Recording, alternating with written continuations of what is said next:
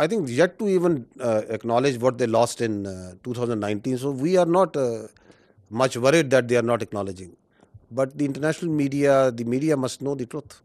Now, this is one of the crash site or one debris of one crash site.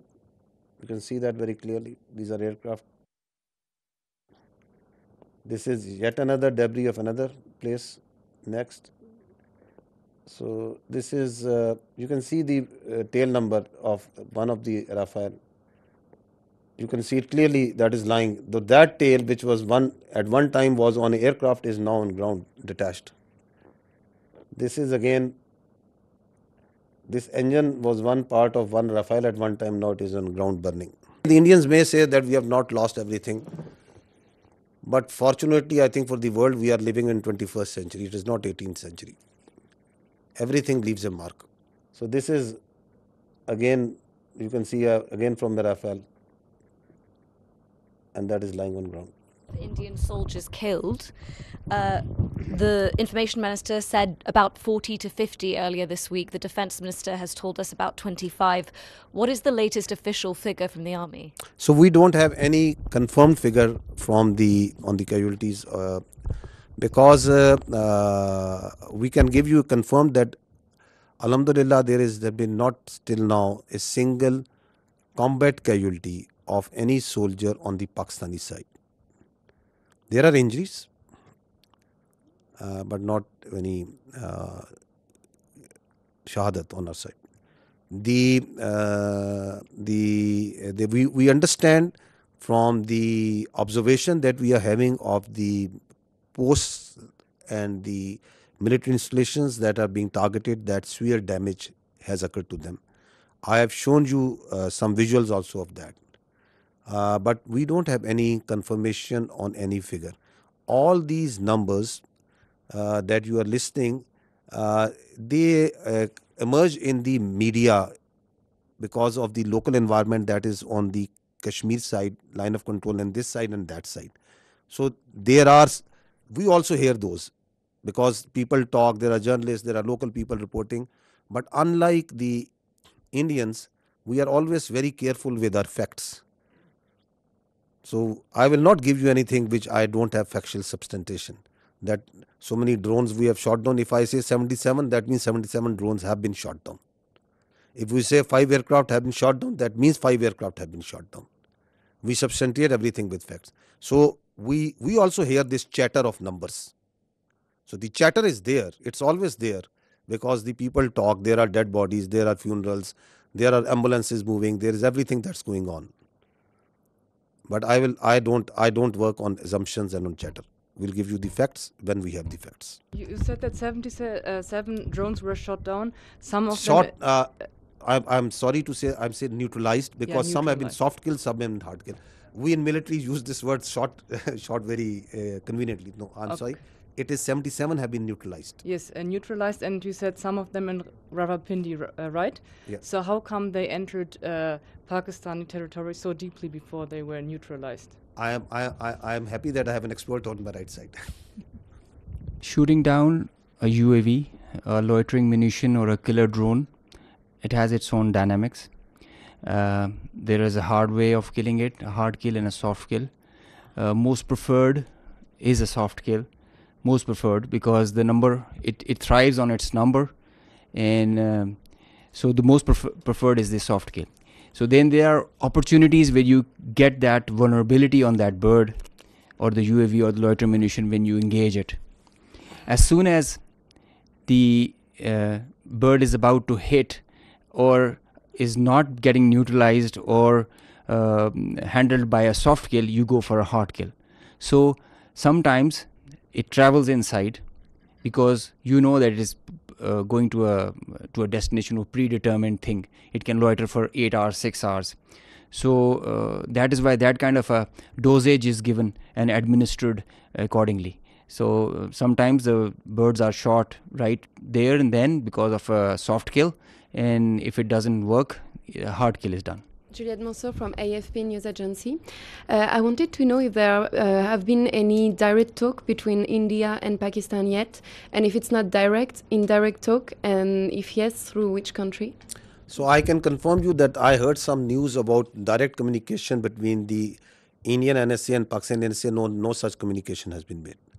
And as far as indirect, I think you'll get a better answer from the Ministry of Foreign Affairs, because all this diplomatic initiative is being spearheaded by them. Xinhua News Agency.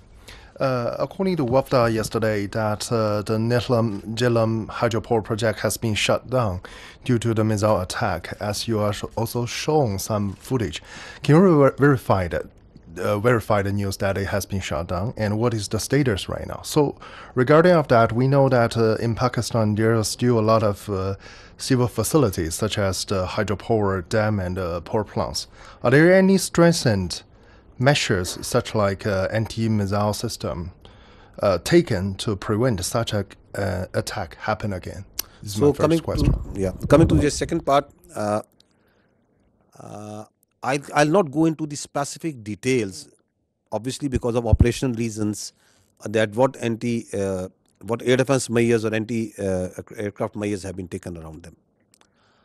But we have a very robust layered tiered air defense system in Pakistan. And so I'll leave it to that. I'll not go into the details that which thing and how it is protected.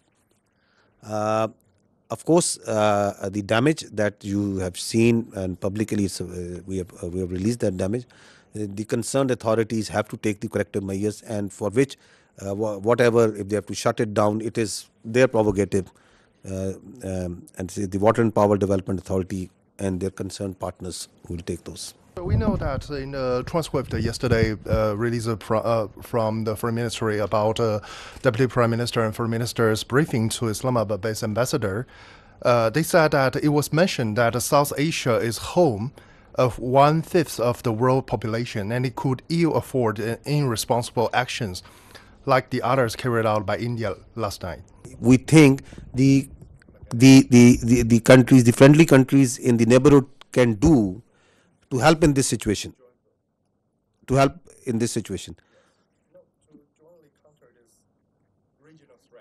jointly counter this regional threat. I think the first thing is to put some sense into these people who have this hubristic mindset. The first and foremost thing is to tell them that don't externalize your internal problems and don't internalize your external problems. Have some sense and don't try to act like a regional hegemon. You are not. And respect the sovereignty and territorial integrity of the other states. Live like a responsible state. Stop spreading lies. Stop putting fake news out. And live like neighbors need to live. So I think the first thing is to put some sense. And if that sense can't be put, then sense have to be put in some other way. Because this cannot go on. This cannot be allowed. That you think that you have a false sense of self-entitlement, God knows from where it comes. So this has to be told in the language that they can understand. Hopefully that language is the easier one and it doesn't get that harsh. Yesterday, Indian defense operation is not over after the drone attacks. What is your intelligence? I mean, are you expecting such kind of attacks as like a 6 and 7 May in near future? And what is the Indian army positions about the line of controls? Are they putting the more defense or more forces over there to, let's say, to prepare a war or something? What is your intelligence about this? We are prepared for any eventuality, whatever they may do. It's their choice. I told you before, whatever they may do, we are prepared for any eventuality. They want to continue it, fine. But what they have started, I'll tell you, we'll finish it. Sikandar Karmani from Channel 4 News in the UK. You talked extensively about the Pahalgam attack. I know Pakistan has called for an independent inquiry. Whilst that has not started, I wonder if the intelligence services in Pakistan have, of their own accord, begun any kind of investigation into whether indeed there were any links between, for example, Lashkar-e-Taiba and the incident in Pahalgam. Secondly, on the bigger picture, it seems from what you've been saying that Pakistan is planning a sizable response to India's actions rather than heading towards de-escalation. Can I confirm that assessment is fair? So first thing is that Pakistan has got nothing to do with Pahalgam incident. The state of Pakistan has got nothing to do with the Pahalgam incident. Has any investigation been carried out to ascertain that? So once I say, I think I say based on facts and evidence.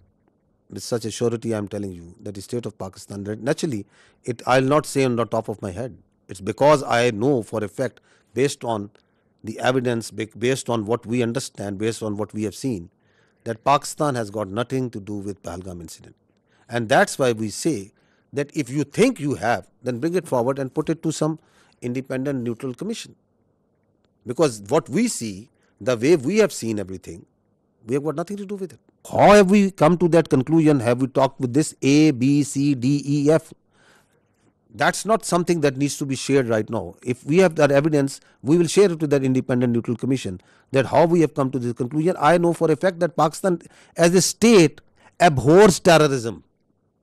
We don't support any terrorist entity. We condemn terrorists and terrorism in all forms and manifestation in all over the world, everywhere. We are a victim of terrorism. We know that terrorists have no religion. They have no state. They are those inhuman people who think that they can impose their own view, their extremist perverted ideology on others by force. So we have no mercy, no connection, anything in common, the state of Pakistan, with terrorism. We are, in fact, as I said earlier, the last bulwark state. As a state, we are standing against terrorism. Just feel for yourself a country in which in a year thousands of people die at the hands of terrorism. Hundreds of billions of dollars are inflicted. We stay away as much as we can away from these extremist elements. We despise them. Those who think that they can impose their perverted ideology through bullet. Absolutely not. The state of Pakistan has got nothing to do with Pahalgam incident. Absolutely nothing. So what was the other question? The second part of the question was just saying that it seems from your tone and your words that Pakistan is planning a sizable response to India's aggression rather than heading towards de-escalation. Is that assessment correct? Who is escalating over here, my friend? Who has been escalating? Who is doing provocation after provocation and provocation? Who is it? They want to set a new norm that it's their convenience. Whenever they will feel, they will go cross border, they will go cross international. They are going to hit anywhere where they like. They are going to send drones inside Pakistan and they are going to harass the innocent citizens and the people of Pakistan. They can do terrorism here. You heard just now that I am here for years and we will be here for years and we are having this network from Lahore to Balochistan. What do you think of Pakistan? That we will allow all this to happen? Once we say we have all the rights to do whatever to protect the honor, integrity and sovereignty of people of Pakistan. Whatever we have been doing so far is just protecting ourselves. And we have been doing it with lot of grace and alhamdulillah with lot of success. And we are rubbing their nose on every day, every hour, from wherever they are coming. Whether they are doing this shelling and this firing on line of control, they are getting a befitting response. Once they came in here, they got a befitting response. They sent in their drone, they are getting a befitting response. So at a time, place and method of our choosing, we will do whatever we will do. We are not beholden to anyone else but the people of Pakistan. First, a little clarity. A couple of days back, Pakistan's Deputy Prime Minister told me in an interview and confirmed that there was a contact between Pakistani and the Indian National Security Advisor. and you were saying that there was no contact. Please clarify that. The Deputy Prime Minister said you there was a contact. If there is a contact between 1, 2, 3, 4 parties, so I'm telling you there was no direct contact between the Pakistani NSA and the Indian NSA. If one party is talking to someone and is talking to someone, that happens in diplomacy. That is a practice. That is something novel. But I can confirm you there was no direct contact. अहम खबर, भारत को एक और महाज पर बदतरीन नाकामी का सामना। IMF ने पाकिस्तान के इक्तिसादी जायजे की मंजूरी दे दी। 7 अरब डॉलर्स के कर्ज प्रोग्राम के 1 अरब तहत डॉलर्स दिए जाएंगे। किस्त जारी करने का फैसला कर लिया गया है। भारत को एक और महाज पर बदतरीन नाकामी का सामना करना पड़ा। IMF ने पाकिस्तान के इक्तिसादी जायजे की मंजूरी दे दी। 7 अरब डॉलर्स के कर्ज प्रोग्राम के तहत ही 1 अरब डॉलर की अगली किस्त जारी करने का फैसला कर लिया गया।